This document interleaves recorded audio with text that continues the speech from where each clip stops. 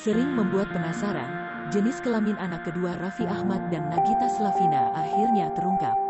Hal itu diumumkan lewat acara gender reveal party yang digelar keluarga untuk Nagita Slavina.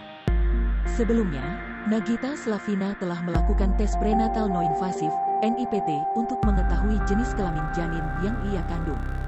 Hasil tes pun akhirnya keluar. Gigi, sapaan akrab Nagita Slavina, memilih enggan mengetahuinya terlebih dahulu. Oleh karenanya, hasil tes kemudian dikirimkan kepada sang adik, Caca Tengker. Pada momen gender reveal party itulah Gigi akhirnya tahu buah hati keduanya berjenis kelamin laki-laki. Air mata pun tak mampu dibendung Gigi.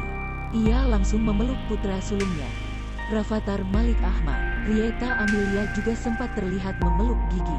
Mertua Raffi itu mengaku bahagia bakal dapat cucu laki-laki lagi.